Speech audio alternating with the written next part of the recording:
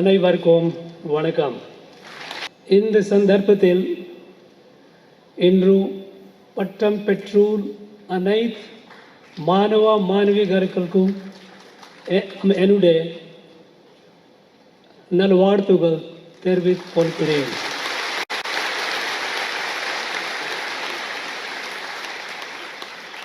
உங்களுக்கும் உங்களுக்கு குடும்ப தினருக்கும் மற்றும் உங்கள் நண்பர்களுக்கும் இந்த நாள் மகிழ்ச்சியான நாளாக அமைகிறது.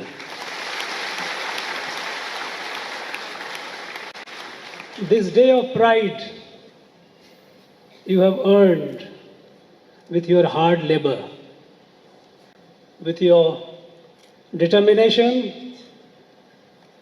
with your commitment to your goal. You achieved it. And not only you yourself, your family, your friends, but you have made every one of us proud of you. You are now entering into a new phase of life. You will be earning your living, raising your families. Through your service and enterprise, you will be not only doing the well-being of yourself and your family, but you would be doing a great service to the country. I wish you all the best. Friends, always remember you are the graduates of this prestigious Madras University. The Madras University is not only one of the oldest, but this university has a glorious past. Earlier, a speaker, Minister for Higher Education and Pro-Chancellor named a few luminaries among the galaxies produced by this university. This has produced leaders in all walks of life, leaders for the country, leaders in the field of knowledge. It has produced Nobel laureates. Now it is our endeavor to see that we restore the glory of this university. And I am sure you will be able to do so, and you will commit yourself to doing so. I would urge upon all those in the university, teaching, non-teaching staff, all to endeavor towards this excellence and restore the glory of this prestigious university. Vice Chancellor narrated a number of projects that the university has initiated. We are very happy about it. A lot of initiative is being taken to promote Tamil language, Tamil studies, Tamil culture, Tamil literature, old literature. These are worthy of commendation. We are all very, very happy about it. Tamil, as our Prime Minister always says, it is the most ancient living language in the world.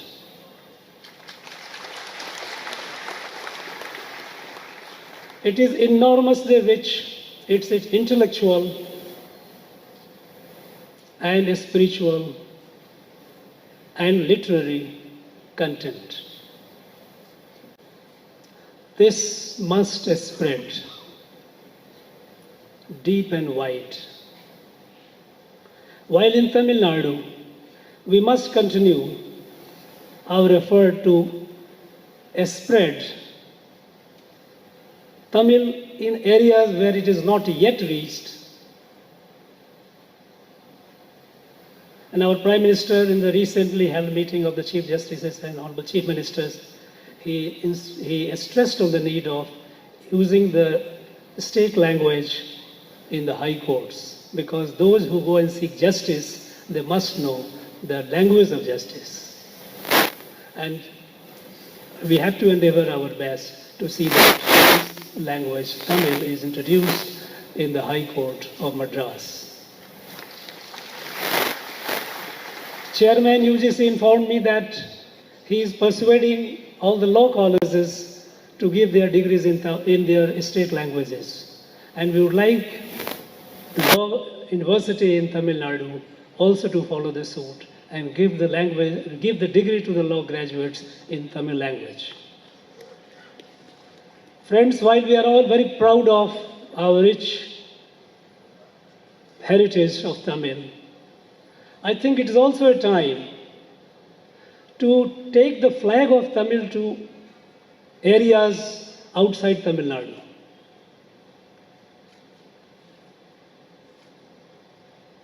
You know, there is a saying that there is a lot of merit in converting the non-converted. Tamil in Tamil Nadu is good. It must spread wide and deep.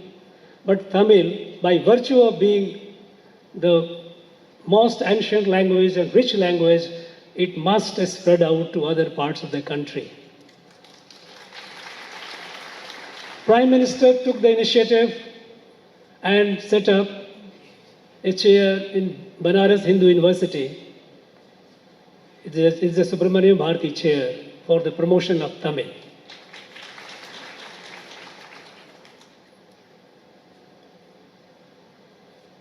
The higher education, the Ministry of Education, Government of India, at the instance of Prime Minister, is also persuading the states, other states, to include Tamil as one of the three languages and give option to the students, non-Tamil students, to learn this language. And in this endeavor, I would urge upon the Honorable Chief Minister that our state government should take the initiative of setting up chairs for Tamil in universities outside Tamil Nadu.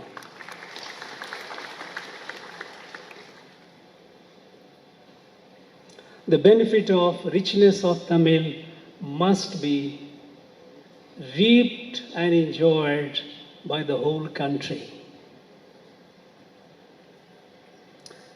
Friends, we are celebrating Azadi Ka Amrit Mahotsav, 75 years of our independence. And in this celebration, we are commemorating our forgotten heroes of independence. We are documenting and paying our homage to their great deeds, their heroic deeds and enormous sacrifices. It is their heroic deeds and enormous sacrifices which are inspirations to us to move forward and achieve the goal, what the country has set for itself in the next quarter century of what is called Amrit Kal, that is a golden period. When the country has to lead the world, has to be in a position to be leading the world. And in this endeavor, Tamil Nadu, which has been a progressive state, has a very great role to play. In many areas, Tamil Nadu is way ahead many other states of the country. In the field of spread of education, in field of industrialization, in field of health, this state has done commendable achievements. And it is duly qualified to lead the country.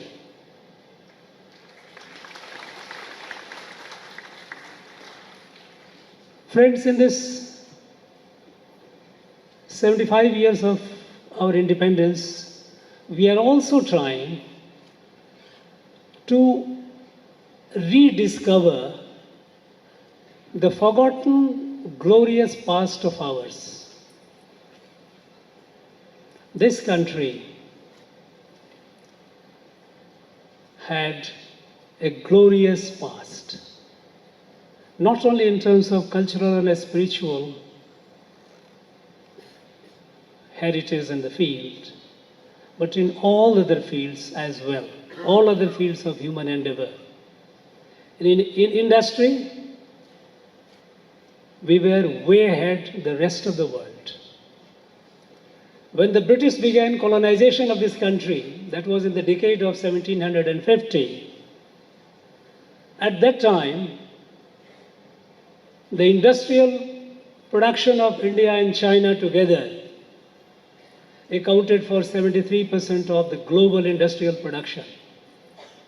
And India's share was about 40% of that. There was no America, there was no Europe. It wasn't very far off in time. I'm talking about 1750. This long period of colonization has destroyed our economy, our industry, our agriculture.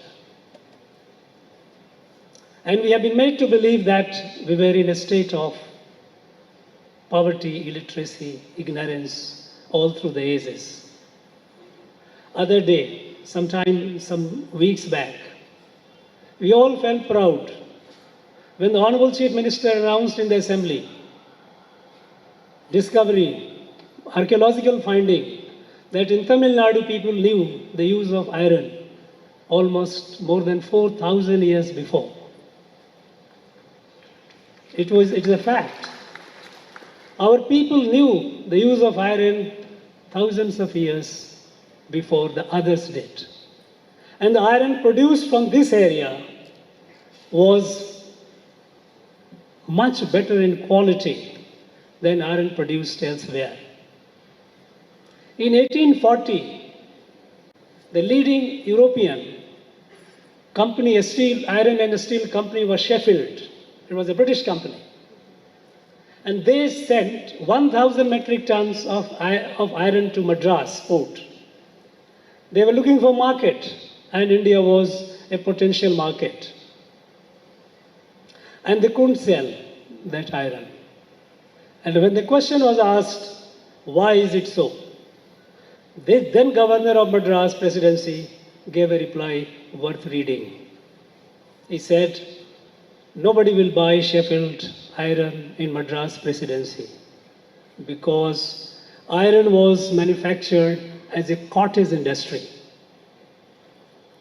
Ramnagpeta, which currently falls in Andhra Pradesh, had the largest smelting and foundries for iron. And not only that, iron was produced at such an extensive scale, but the quality of iron here was better than the quality of iron produced by the Sheffield.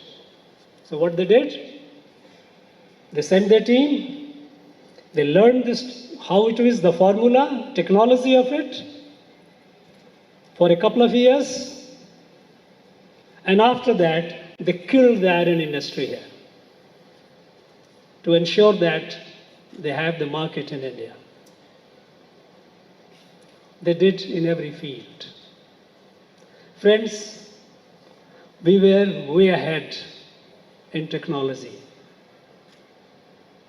Shipbuilding, our Cholas were known for their sea prowess. They have left the mark which is seen and felt even today.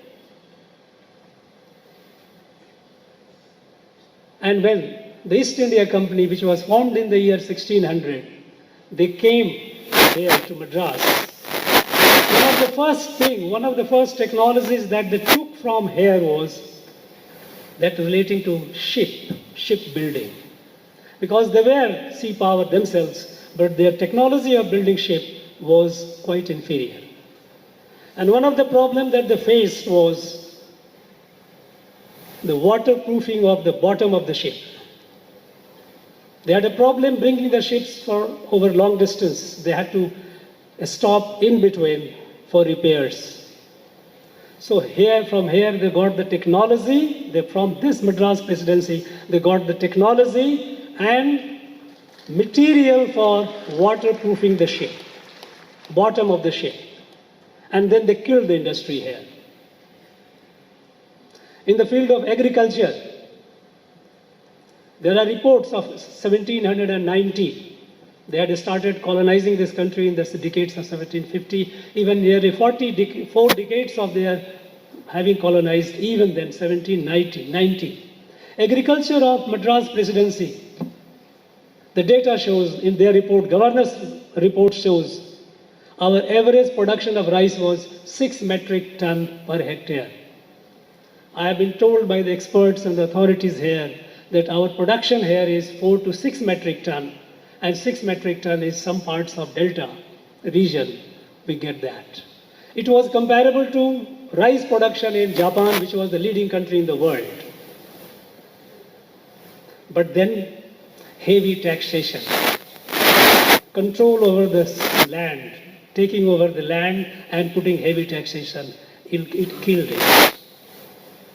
And the story of the killing was conveyed by, in 1804, the then Governor of Madras Presidency, William Bentinck, he wrote a letter to the company headquarters, East India Company headquarters. There he narrates, he wanted some relief. There he says, in the old English, we rode this country so harshly.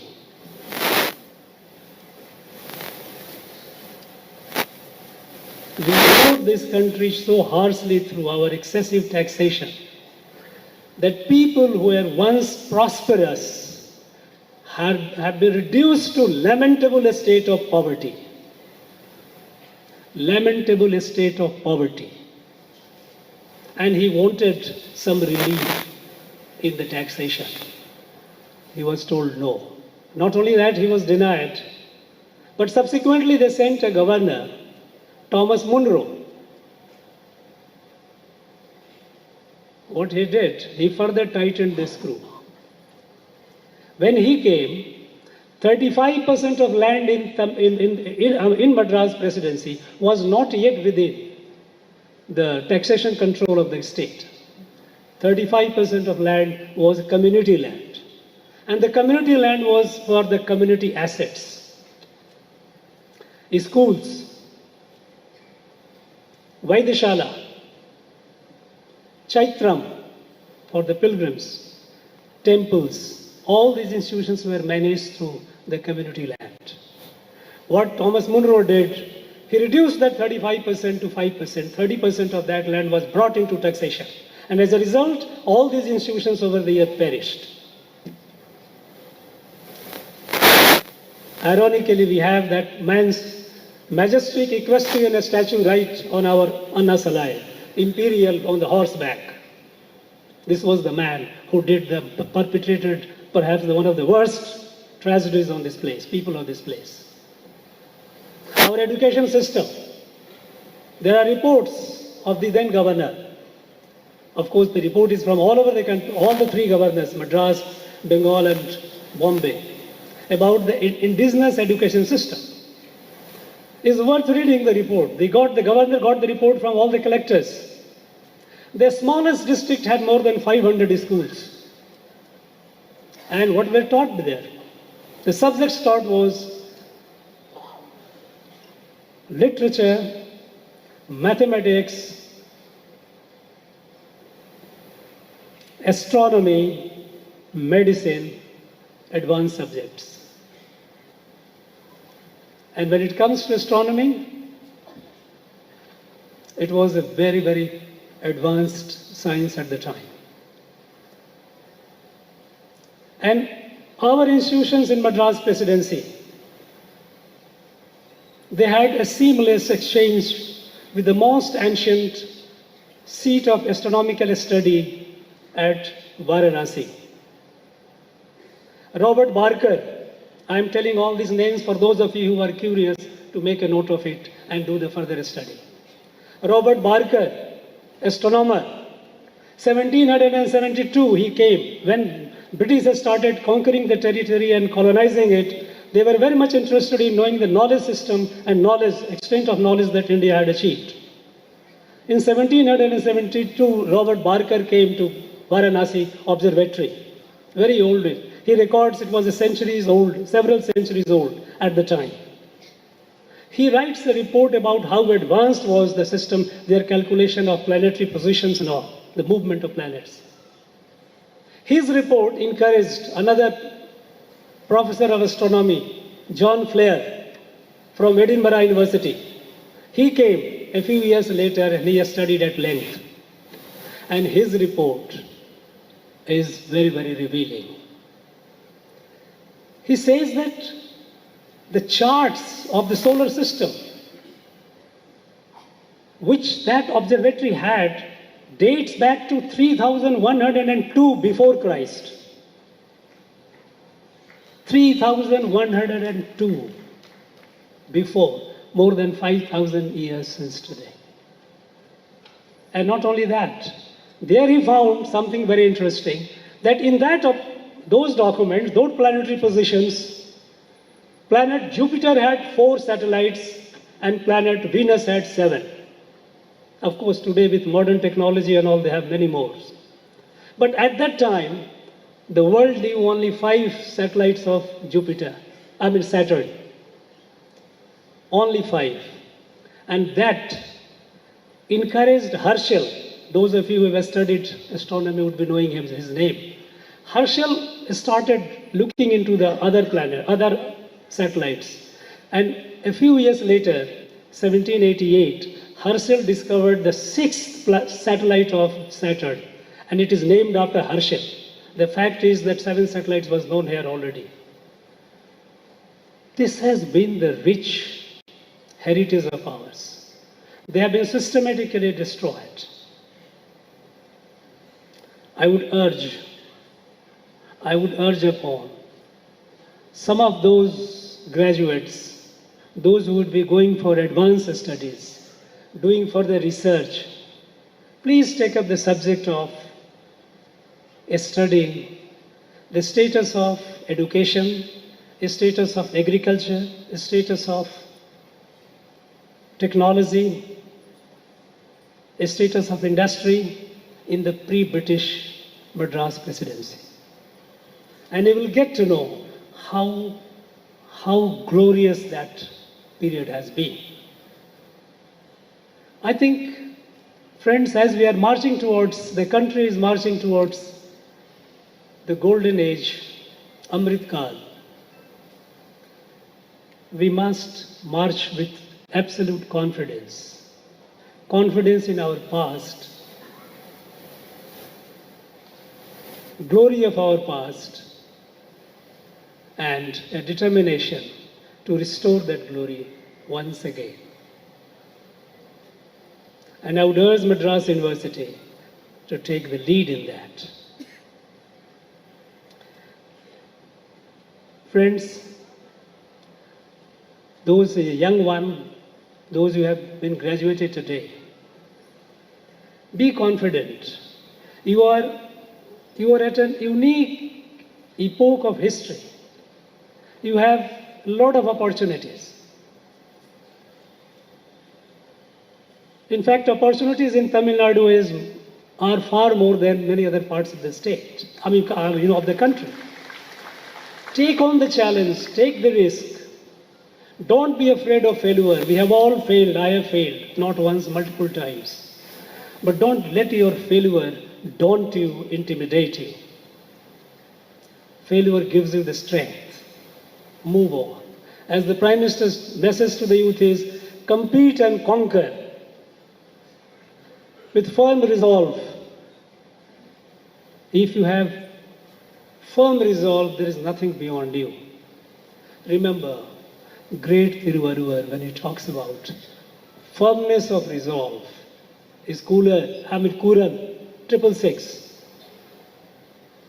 Enniye, Enyanguvidu, Enniyar, Tinniye Rag Perin. If you are firm in your determination, there is nothing beyond you. You will achieve it, I am very sure. My friends, உங்கள் எதிர்காலம் சிறப்பார்க்கமைய என்னுடைய மனமார்ந்த நல்ல வாழ்த்துக்கள். நன்றி.